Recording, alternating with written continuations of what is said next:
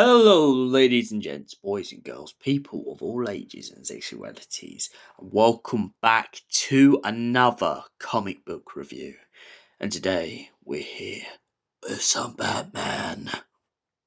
Apologies for the horrendous impression there, but yes, we're back with some Batman. And today's Batman comic is Batman, Legend of the Dark Knight, Flyer, Part 3 of 3.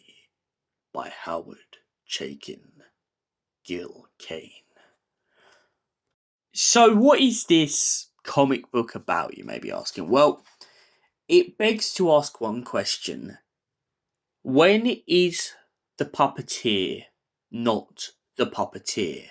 When has something been orchestrated so much? When has someone been brainwashed so much to believe that they are in charge, that when the person truly in charge comes along, that they begin to become powerless?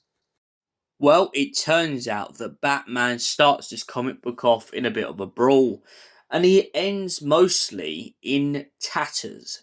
He spends most of the comic book pretty much hiked up on a machine, feeling powerless and completely hopeless.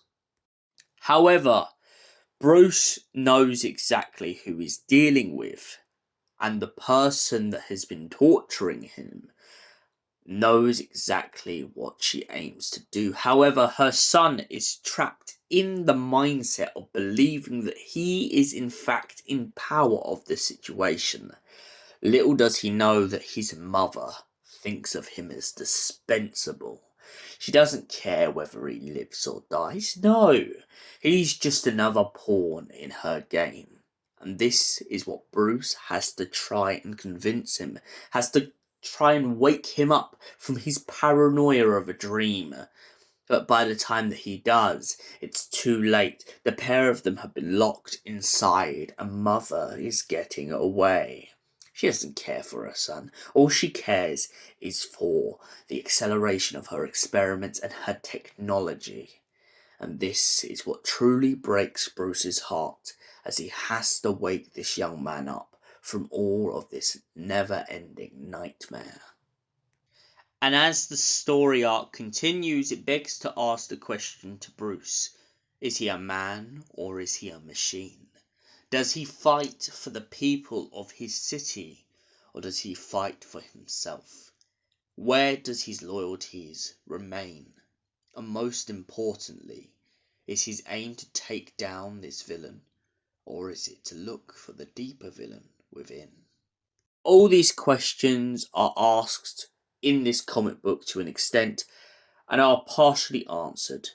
Bruce finds it in himself not necessarily to defeat his villain completely, but at least dispose of the machinery that was used to imprison him. But you're most probably wondering, what sparked this change in Bruce's mind? What finally woke him up from his sleeping nightmare? And that's none other than another nightmare itself. Bruce has a flashback to his parents' death that night in the alley, and all of a sudden, it reminds him of why he wears the mask, why he wears the cape, why he crawls through the darkness of Gotham Street, why he is the Dark Knight, why he is Batman.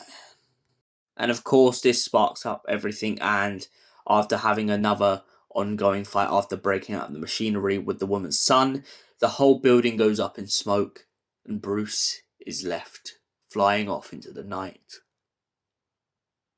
getting ready to protect the citizens of Gotham once again from the criminal underworld. So, what did I think of this comic book? Well, it's very strong in some parts. I like the constant question of whether Bruce sees himself as a man or a machine who just follows orders, or a man who intends to rise above his station and try and become the hero that Gotham needs. And for that reason, I give Batman, Legends of the Dark Knight, Flyer, Part 3 of 3, a solid 7 out of 10. Thank you for watching, and we will see you in the next comic book review. Until then, goodbye, stay beautiful, and have an incredible night, you incredible human beings.